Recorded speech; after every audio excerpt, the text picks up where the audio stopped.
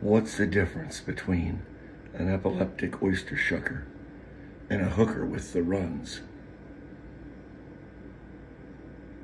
Well, an epileptic oyster shucker has fits while shucking. That's one of my favorites. There's another one that goes alongside it, but it's not PC. And it's not, I like my member attached to me either friendly, because if I were to say one of the words in the other joke, then the word starts with a C, yeah, and it ends with an unt. So yeah, that, I've never met a lady that's been fond of that term. Now that I think about it, I think love gash is another one there. That's I don't think women are too fond of that. That's one I made up, love gash. You like that? Yeah. Merry Christmas! Come on, it's a festive mood. It's a little vulgar, okay, yeah. But that's me. Hey, when I said I was putting all of myself in the machine, I said all of it. I'm trying to be very careful not to drag anybody down with me. Heavens to Murgatroyd.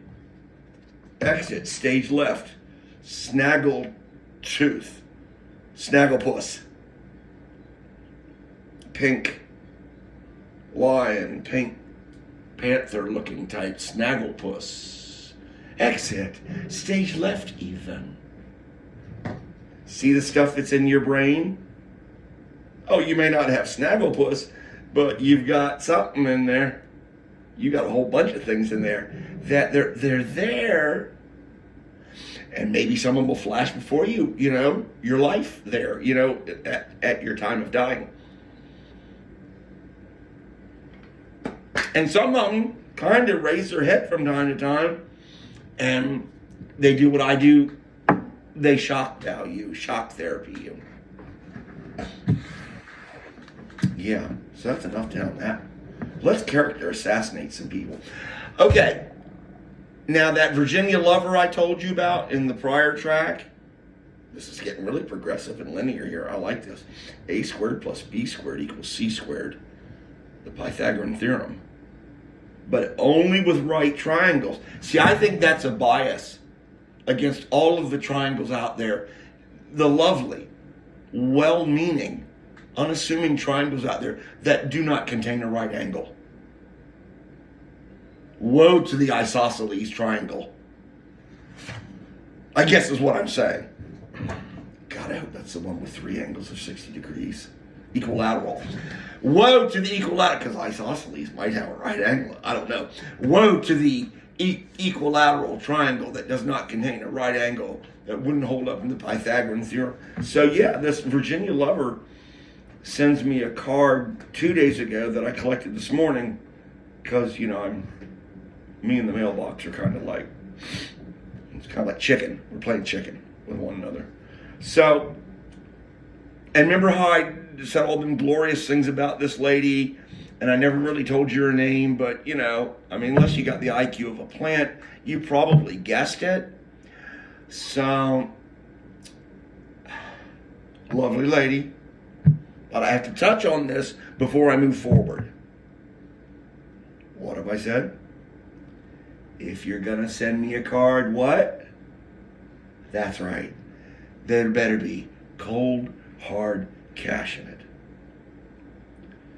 There was no cash in this Virginia lover's card, though there was a very, very,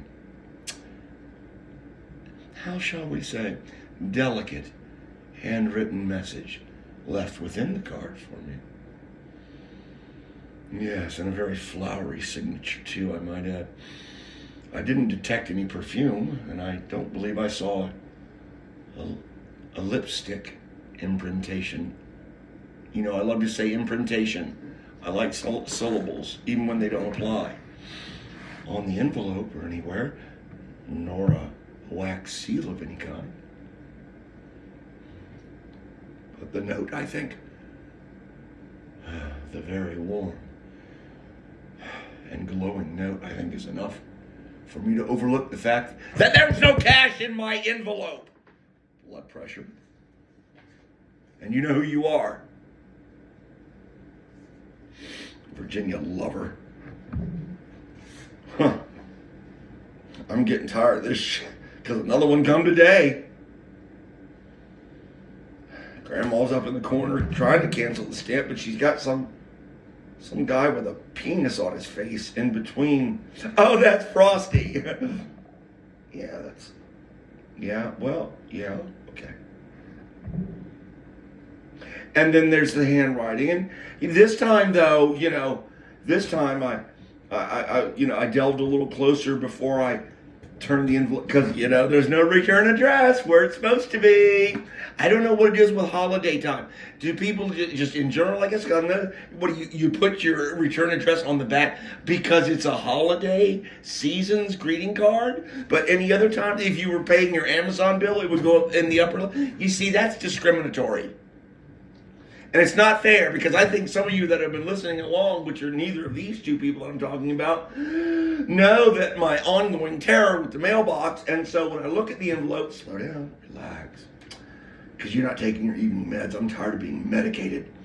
So,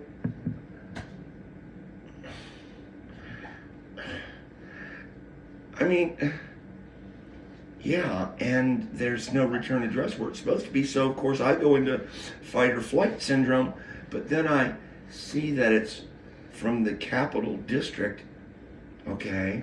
And that would be like the DMV, and I'm like, okay, but more specifically the D in the DMV. And I'm like, okay, I'm breathing a sigh of relief. I haven't turned the envelope over yet. Oh, my goodness. And then I see handwritten even. That's strange. Handwritten, the addressee, again, of course, you know who that is. But then I see my zip code, and there's the dash, and the 4 letters after it, 4 numbers after it. Well, again, like you're paying an Amazon bill or something, and you want to make sure it gets to the right cubby hole. Very businesslike. Actually kind of gauche when you consider that's, the sender, I guess, thought it was a greeting card, a salutation of some sort. You're about to find out what was in there, though. You think Terry's magnet was a big deal on hers, the realtor, that stole that property from me, and God? Yeah. I think this one might eclipse it. Yeah, once I saw the dash and the subordinate zip code, the subchapter clause S, then I began to calmly turn the envelope over, and I saw that it was from the Chautauqua Kid. My attorney, the Chautauqua Kid. Yeah. I guess he's taken to that one. He didn't seem to like Gremlin too much, and I'm not sure he's fond of the devolution. That's what I call, just hold on, you probably piece it together, of the Chautauqua Kid when I converted it to the Turncoat Kid. I don't think he liked that one either, so he's kind of, even though he wrote it out TCK in parentheses after his name proper, I know he put Chautauqua in there in his mind when he wrote the C. It was not Turncoat. And of course, TCK looks nothing like Gremlin, so I got to go with Chautauqua Kid here. And I thought the Virginia lover was gauche. Let me tell you something about this guy. This is a guy who may or may not have supped with one of the sitting lions upon their inauguration, their acceptance into the fold. There's only, is it the number 9? Like as in fantasy, only 9? Yeah, there's only 9 people like this on the entire earth.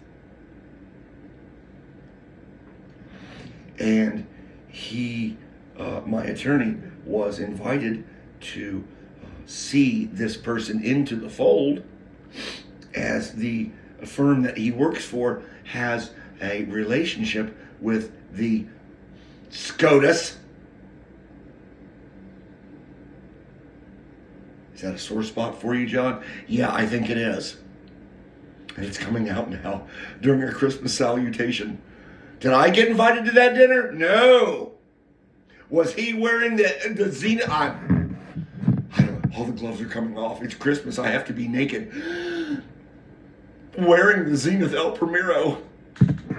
Power reserve seat. And I'm a master watchmaker and I can't say it right. On his wrist. Standing next to other people that I won't name that you would know if I named them. Yes, no, you would know them if you had any love of politics or law at all, of any kind, to any degree. You would know them. And then, of course, there was the favorite child of the evening. I could see behind my attorney wearing my Zenith El Primero that he is now his at the banquet that I didn't get invited to. Yes, that's a sore spot for me. So when I wed again, okay, Chautauqua, were I to wed a woman again, I would like it to be won by one of the 9. And I think you know the one in particular to which I refer. What better way to starstruck a bride? Those tenses blow, dude, and you're a poet. In my mind, what better way to woo a mate than to have her married by only one of 9 sitting lions in the world? It's a little fantasy I have, so just put that away in file 13 or the stat docket. And don't put it in file 13, Chautauqua. Put it in stat docket. And we'll think about it, and perhaps we'll talk in a few. Okay, let me tell you what's in this bastard's card. Can I say bastard? Because we're talking about season's greeting. What? Let me tell you what's in this Chautauqua kid, my ass. Let me tell you what was in the card. Okay, so I gotta spit my dip out. Now just hold on, it's worth it.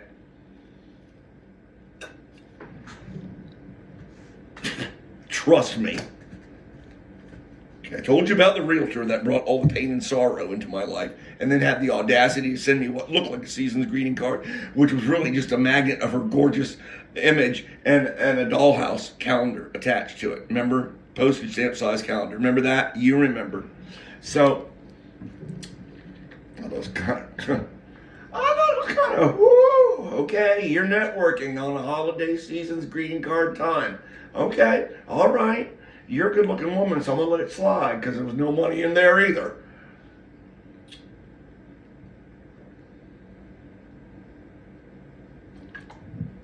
That doesn't mean Apalachicola isn't in our future, young lady.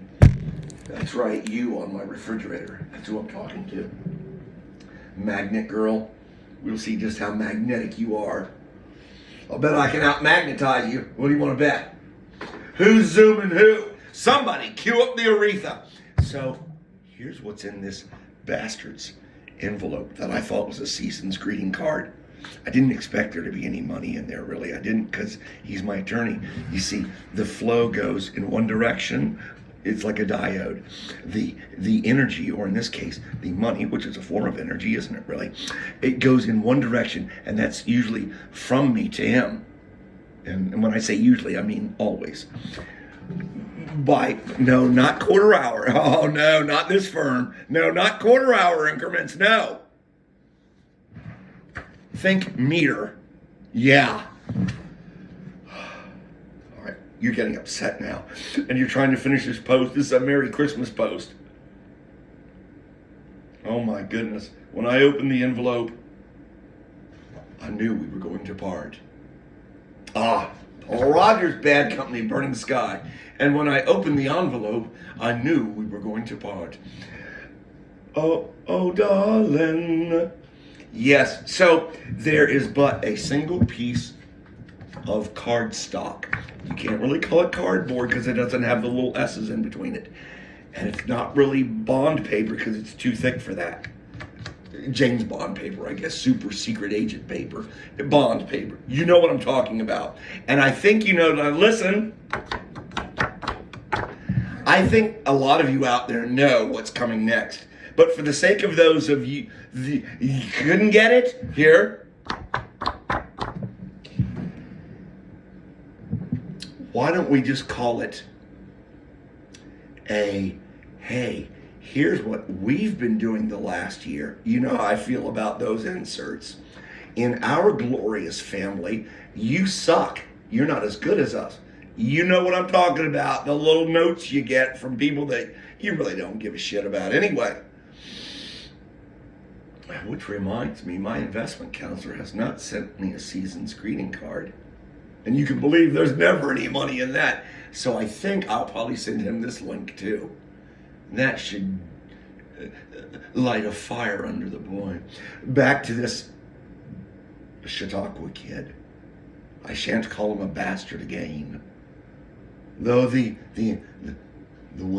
spirit is willing. Yeah, I got a piece of card stock. And on the obverse, I'm going to call it the obverse, I got pictures. Yeah, you already think Shutterstock or whatever it's called, or Fish Stock, which is the one that can kick my ass at chess. Fish Stock. You think that, you know, where you get your books made and you have your pictures put in and turned into pages. Them people. Yeah. Because he couldn't have done this himself. He has no artistic, he's a lawyer. He has no artistic inclinations whatsoever. So he probably had this made, which means, oh, you know where this goes now. Can you say business cards? So he probably bought, like, because he's cheap, he's a cheap bastard anyway. He is. Except when it comes to billing. He gets rather luxurious there, doesn't he? Lavish in his billing. Okay, so he has no artistic ability, so you know he had these printed up. What? How many, Chautauqua? 1,000? 10,000? 100,000? You don't care because it's got pictures of you and your family on it. Yeah. I wonder which cardinal sin you're suffering from. I wonder which one it could be. First, kill all the lawyers. Oh, this is repulsive. The whole daggone card. And then on the back,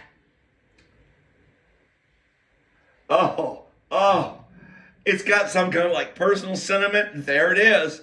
Because it doesn't have to be, remember, the 8x10 fully imprinted on both sides? Because he's already shoved it down your throat on the obverse with all these pictures of him and his family. And oh, look at them, the American family. Then he has the audacity to put a picture paints. Well, apparently he didn't have enough thousands of words on the front because he felt it necessary to put more on the back. And it just basically, I'm not going to bore you with it. It just summates with how wonderful he is and his family is. And then, of course, there's the ink, blue. He's a lawyer, blue ink, not black. Yeah, his name. My Christmas card gathering, I might as well go out and walk the streets and get one of them stick picks and go after aluminum cans. I'm not having a very good Christmas here. There's no money coming in these cards.